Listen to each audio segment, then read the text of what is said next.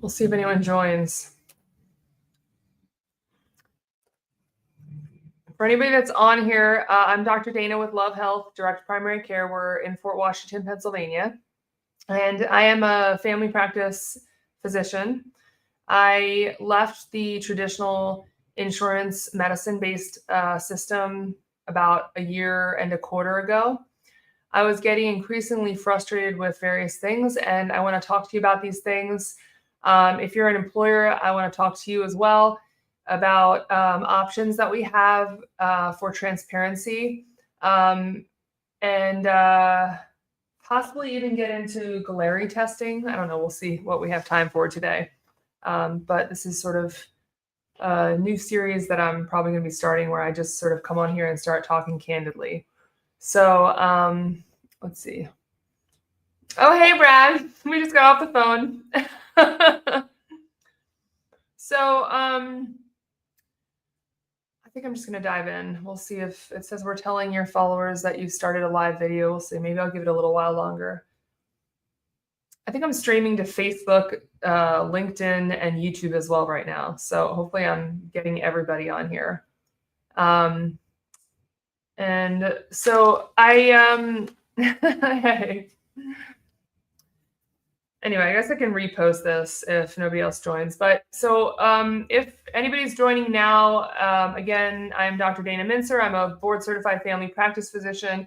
I am a traditional insurance-based doctor in recovery from the traditional insurance-based system. About a year and a half ago, a year and a quarter, I opened a direct primary care practice so that I could provide my patients with access to quality care, unrushed appointments. And what this is it's really just a very affordable concierge style model. I really truly believe in making this model available to most people. So, you know, we keep our costs low.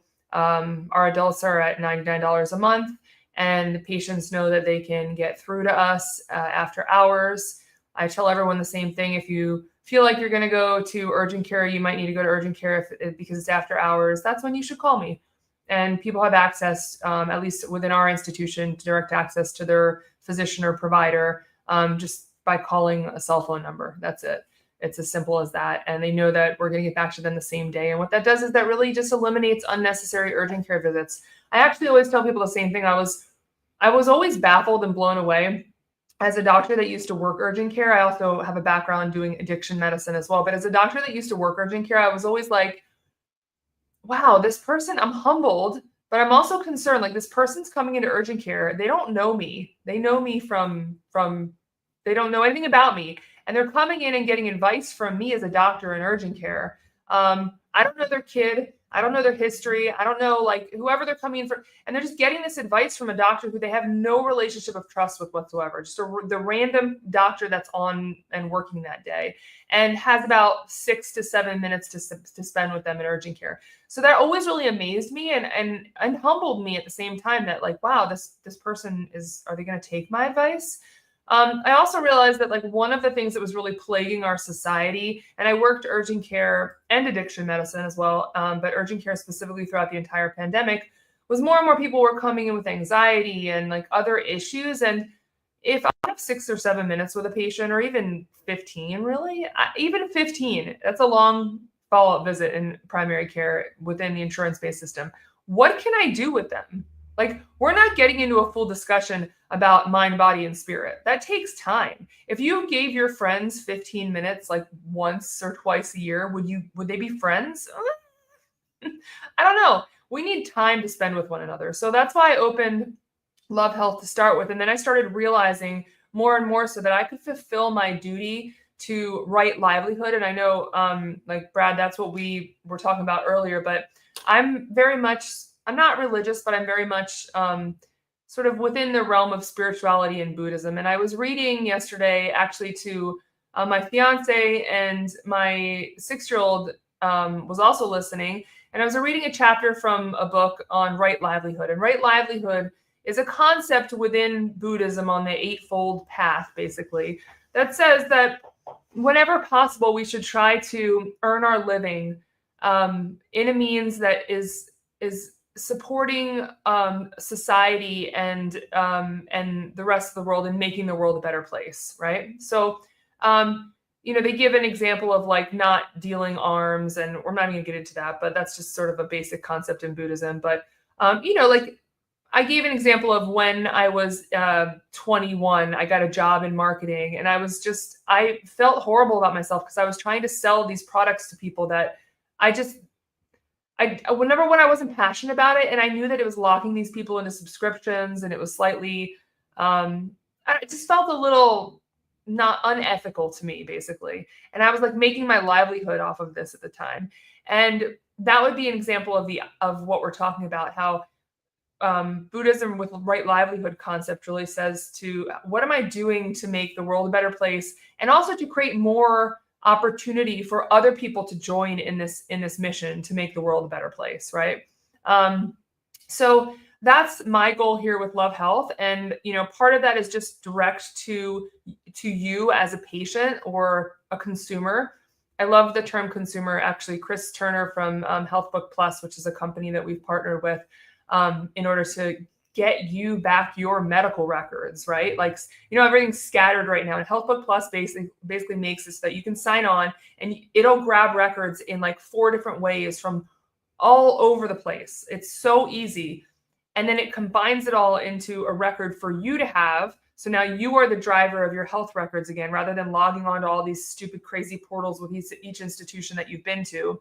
And it also pairs it with AI so that you can go on there and you can say, hey, like, with my last visit, and all of our visits will get entered into there. So, hey, after my last visit with Dr. Dana, she had mentioned this and this and this, and that I should do like some exercise. Can you remind me of the sources or of the options that she presented me with? Or you could even go in your history and say, hey, like 7 years ago, I had this visit with a GI doctor and I don't remember what it said. Can you give me a summary of that?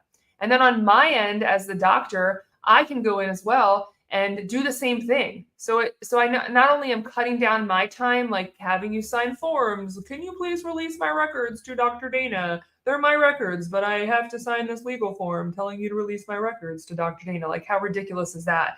And we can get your information that way as well. Also, if we've discussed something and let's say because I do a lot of I don't separate lifestyle medicine from primary care. They should be one. They're together. They should not be separated out, right? Like mind, body, and spirit all the way.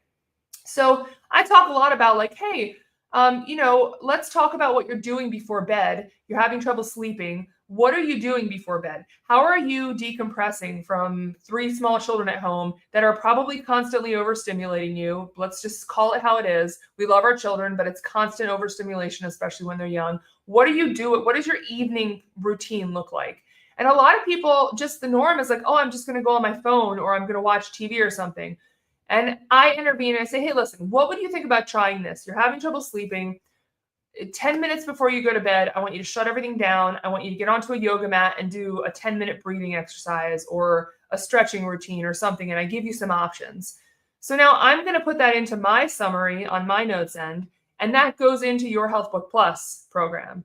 And then HealthBook Plus, through their app on your phone, they'll be checking in with you, basically. It's an AI program, and it checks in with you and says, hey, like, Dr. Dana had recommended that you do this, just a little reminder. And it can be completely customizable so that there's actually touch points between us, even when you're not in my office or when I'm not able to like get on the phone directly with you. And it helps to remind people of lifestyle changes, because lifestyle changes are really, in essence, like habit changes. And habit changes, when you break it down to the basic science of positive habit formation, and here I go again with positive habit formation, it takes 90 to 120 days of doing something every single day. Yes, every single day, 90 to 120 days to form a new neuronal connection in your brain. So that means like most of us are creatures of habit, right? I always say like, let's just forget about the fact that we've developed and evolved as a society. Like our development has far outpaced our evolution. So we're still living in this reptilian brain.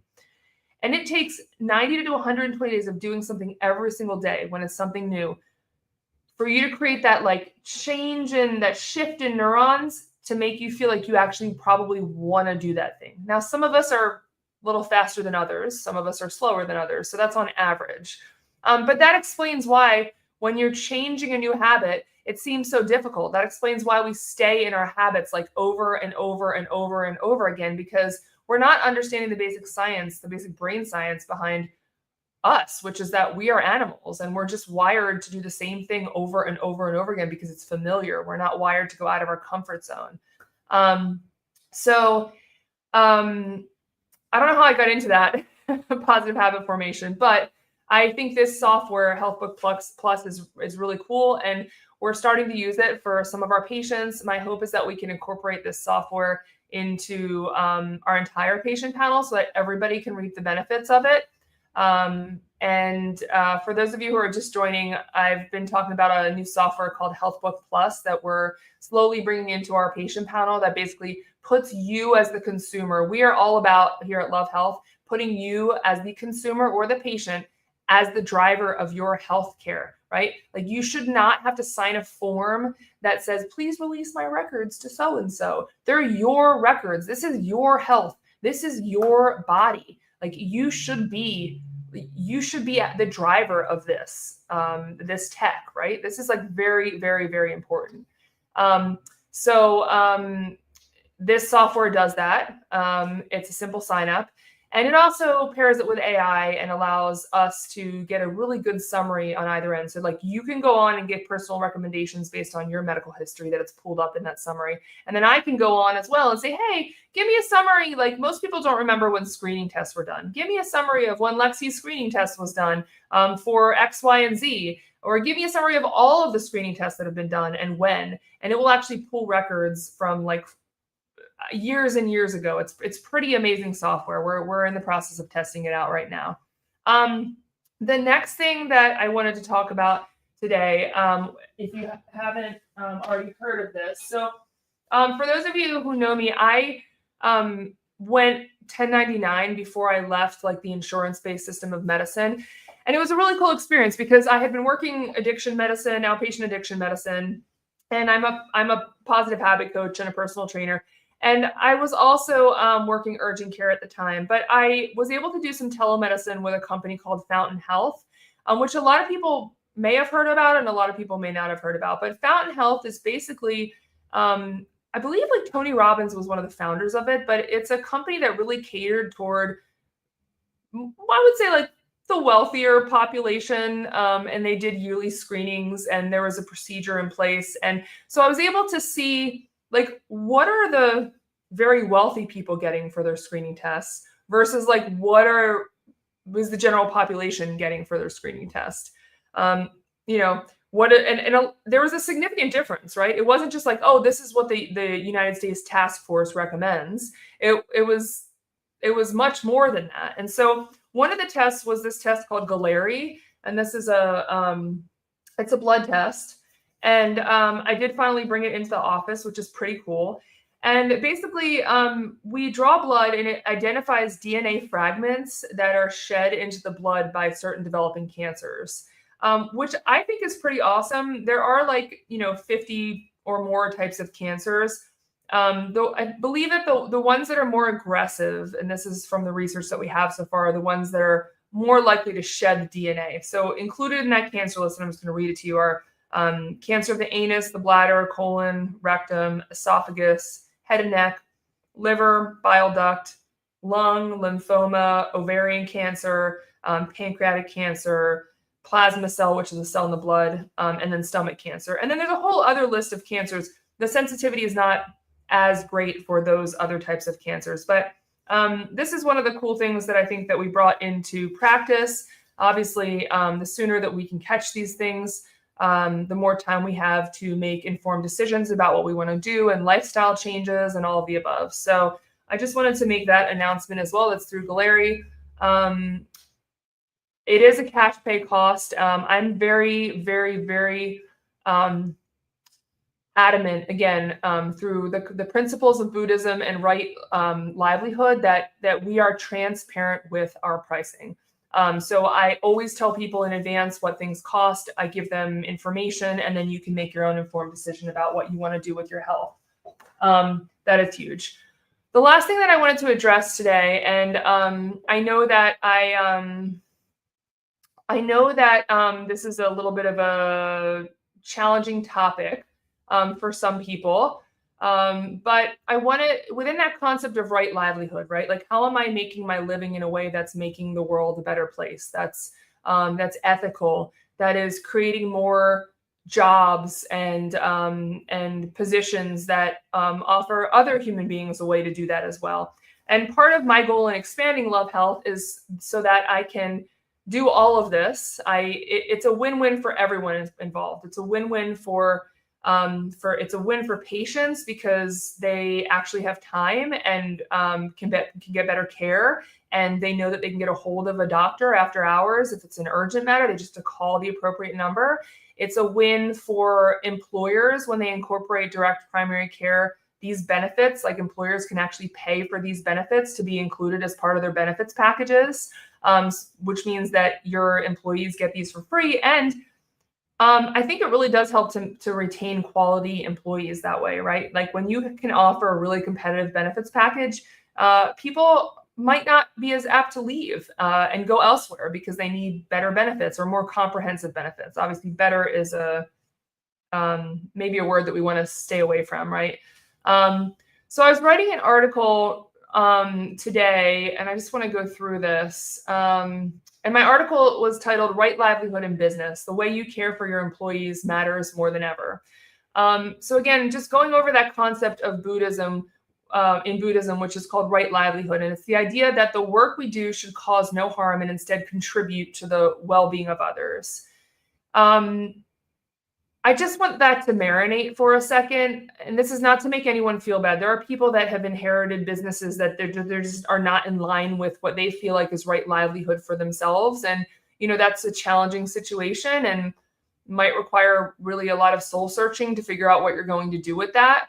But I left insurance-based medicine because it was not in line with what I needed to create for the entire world. And I guess now more than ever, our healthcare system, and just putting the healthcare system aside, you as patients are in trouble. You as patients are in big trouble with the current insurance-based system. Like, I have been in it myself, and it is not a safe system, right? It is not a safe system when you're going to a hospital and the hospital system is so disorganized and the doctor's coming in and spending 2 seconds with you. And people, you hear horror stories from people going to the hospital system all the time. My dad was in one of the local hospitals within the last year, and the care he received there was so horrific. It was saddening, and I was so fortunate that, like, we're a medical family, so we were able to monitor what was happening.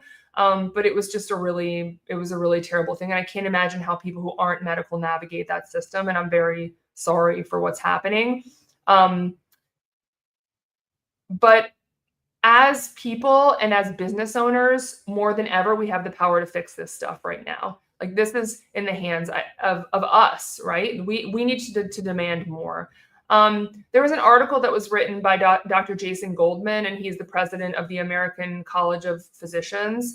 And he basically titled it, "Primary Care is on the Verge of Collapse." And it's like, no duh, like, patients are waiting for weeks for a 7-minute visit. The system's strained. Physicians have one of the highest rates of suicide, by the way, in a lot of the professions. And I have not met a primary care physician, or I have not met many who are, like, truly happy in their jobs, who feel like they have a balance of work life, family time, who are not feeling stressed that they're going home and having to, like, they're months behind in charting, and they're seeing 3 to 4 patients an hour on a regular basis. Like, even 3 patients an hour, that's a slow system. That means you have 20 minutes total with the patient. I can't even tell you the last time I spent 20 minutes with, like, maybe if someone came in to just, like, pick something up and I gave them a hug and said, "Hi, how are you?" But, like, that's not enough time. How can we practice mind, body, spirit medicine? That is not enough time. And so, DPC is really an answer to that because it removes the insurance middleman. We are no longer billing insurance. I don't have to pay for all my back office staff to go chasing down money from insurance companies that might roll in 3 to 6 months later, right? Patients or employers are paying a monthly membership fee for services. And we keep things pretty affordable here. Our fees range between like $49 and $99 a month. And that's it. There's no like extra hidden costs. Any extra costs, I do some more integrative testing here, and not all doctors do that. And I have an outlined fee schedule for everything, and I can tell people, hey, like this is an option if you want to go down this route. The cost is going to be $250. I'm really excited. We are bringing someone in now to do RMR and VO2 max testing in house. He's awesome. He's a local trainer and just like one of the pioneers in this field. So resting metabolic rate gets to the core of like, hey, what is your actual resting metabolism? That's very helpful in knowing that, having an accurate measure on that, especially when you're thinking about, like trying to, trying to make the, keep your body healthy for many, many years to come. Right. So knowing like, what do I need so that I'm fueling my body appropriately? So that's huge. And we have that on the horizon. And let's see, what else do I want to go over? So basically, yeah. So with DPC, this is what you get as an individual or as an employer, right? So you get same or next day appointments, direct text, phone, video access. As we bring on more physicians, this will hold true to the same model.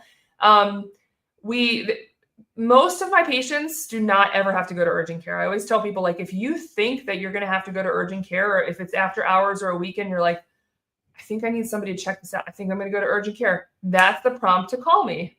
Just call me. Just pick up the phone. You have direct access to my cell phone number. Just pick up the phone and call. It's very simple. We do have an app that we use for patient communication and everything. But again, if people don't like that, you can always go old school on us and just call the office number, and you will get to our lovely assistant, Valeria, who can get you over to me if necessary, or get you in for an appointment.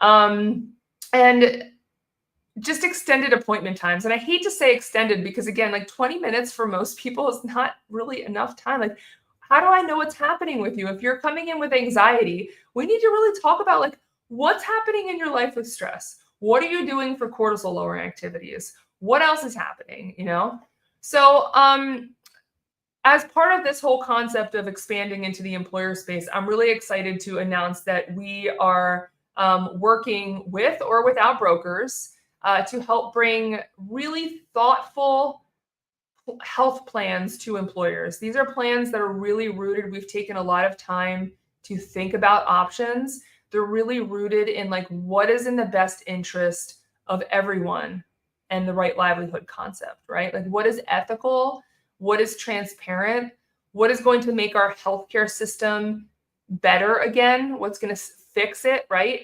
And so I would, if you're an employer and you're watching this, I would just, urge you to ask your broker a few questions. And again, I want to preface this by saying like a lot of the system is broken. It's not necessarily people, where a lot of people are living in an old system that just is outdated and it doesn't work any longer.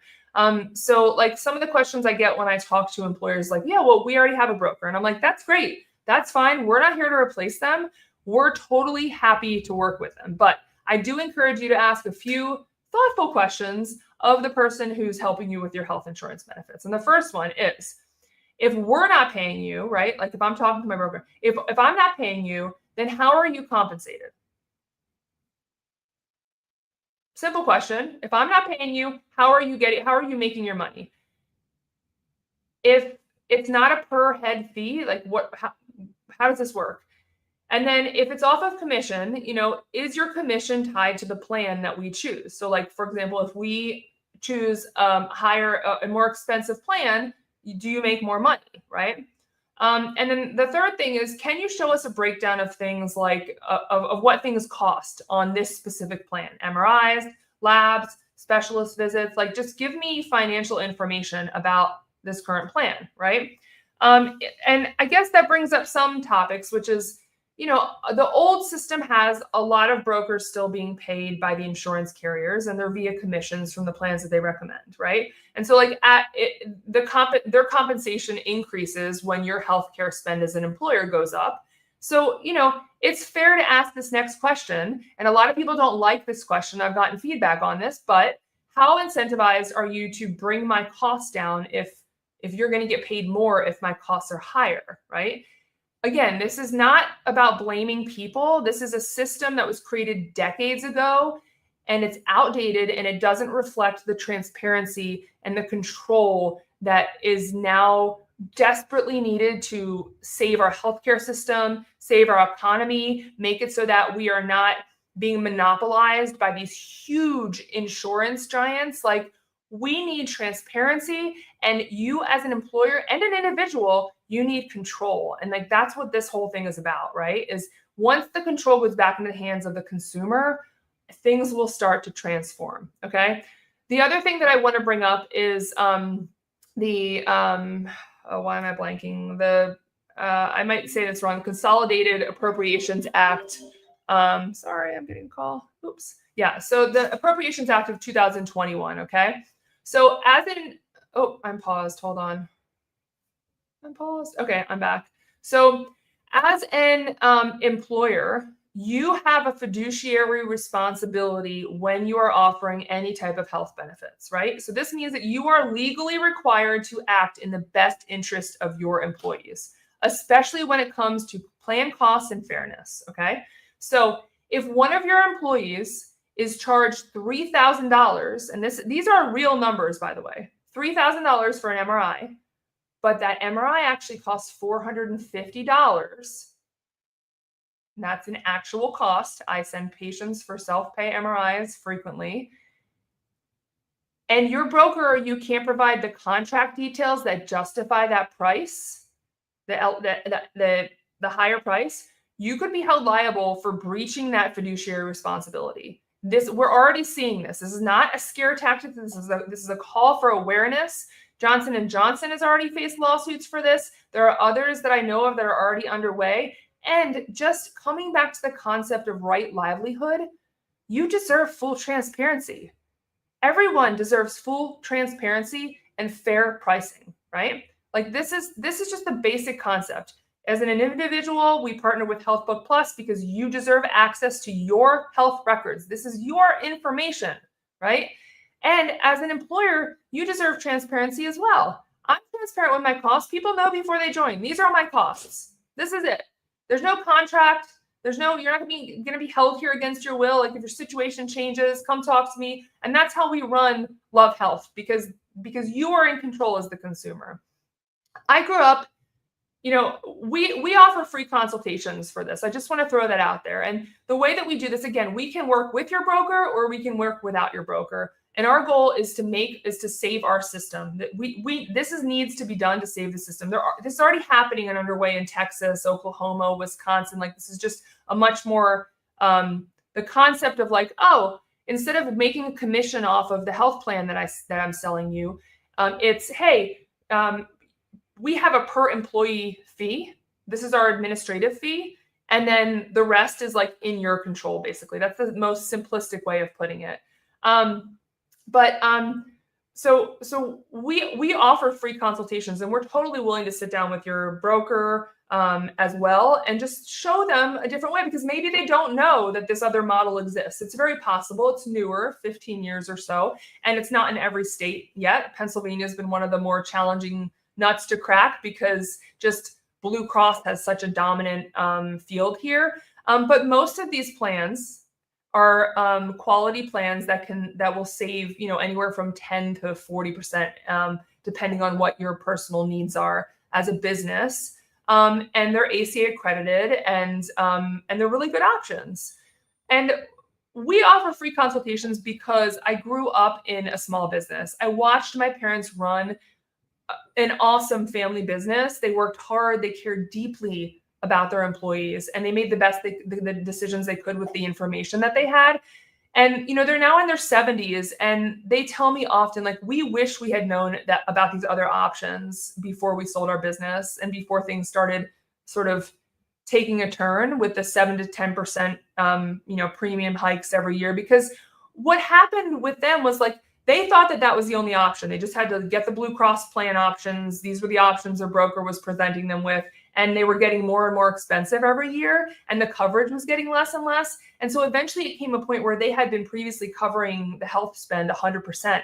And then they had to tell these employees, loyal employees, that they really cared about. Like, they knew their families and everything. And hey, we're so sorry. Like, this is now going to cost you like $400 a month or so for your family to be on this health plan. We can't cover this whole cost anymore. And man, does that just sort of erode that trust bond between an employer and an employee? Number one, when like employees didn't really fully understand why this was happening. They just were like, wow, they're cutting costs and they're cutting out our healthcare benefits, and now we have more to pay. And, we're hourly employees, and that has a significant impact, right? But it also makes it so that a lot of businesses don't have a leg up, meaning that good quality employees are going to leave and go elsewhere if they feel like they need more benefits covered. I have a patient coming in soon. So this is just huge, but just if you think of it from the perspective of like, just what does it look like for you if you could give every one of your employees access to a concierge doctor? What does that look like for you? What does that look like for employer retention? Is that going to be a bad thing? No, I mean, I can't imagine that would be. They have choice, of course. They can stick with their insurance-based model or not. It's really up to them. But this is why part of what I do, again, like, I'm leaving this world better than I found it. And I know I've gotten pushback. I've gotten I've gotten brokers basically telling me to stay in my lane. And this is my lane. This is my lane right here. This is what I love. It's not just treating people. It's not just being a physician and being engaged in that lifelong relationship with people where it's like, how do we maximize your health? But like, this is my lane, because Love Health is going to expand, and it's going to make this world a better place through individuals and through employers. This is what we need to save the healthcare system. We need transparent pricing. Quick story, 15 years ago, no, maybe it was 10 years ago, I had an endoscopy, which is a scope, right? They give you a little medicine, put you to sleep. It's not like a major procedure, but they put a camera down and they look in your esophagus and stuff. This was like at least 10 years ago through Penn, right? They billed my insurance over $12,000. And that's what I used to think things cost. The cost of an endoscopy locally, I can get an endoscopy for people for anywhere between $800 to $1,000. $800 to $1,000? $12,000? Where is the money going? Like, even if they didn't recoup the 12, they might have gotten 6. But even if it was $6,000 that was billed, but the actual cost, that money is not going to the doctors. I can tell you that.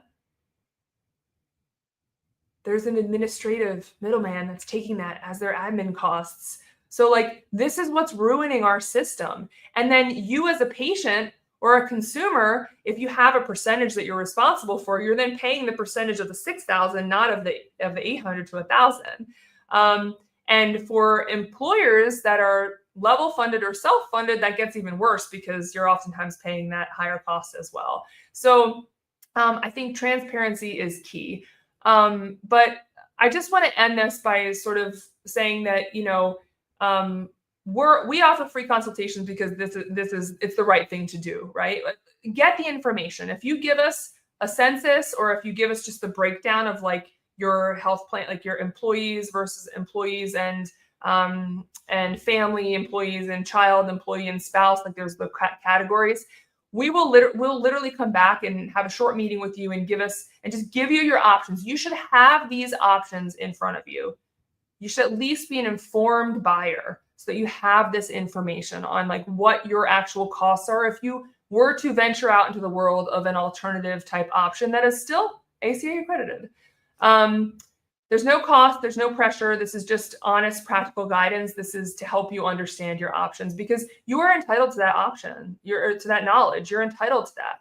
And I just want to end by saying, like, DPC for me isn't just a business model. It is the form of right livelihood that we were talking about, because it gives employees meaningful access to care to improve their health and their well-being. It supports physicians in doing the work that they were trained to do without burnout and moral injury. And it also helps businesses save money and reinvest that money in growth, jobs, and community impact. So, it's a rare solution that sort of just is a win-win for everyone. I think that's all I have to talk about. I've been talking for a little while. So anyhow, if you have any questions, you can find us at lovehealthdpc.com. We're at 1035 Virginia Drive, Suite 140. We're inside this little collective called the Flourish Birth and Family Collective. And I'm posting a lot of articles on LinkedIn, especially. So if you jump on the LinkedIn page, or if you go onto our website, we have a blog as well. That's all me, just posting information for people to have. More than happy to speak with you. Feel free to get a hold of us however you'd like to. Valeria answers our phones. And so if you call our main office number, you can always just get Valeria to schedule an appointment for you too, if it's easier for you to do that way. In peace and health, everyone. I hope this was helpful and it wasn't just me rambling on about my passions.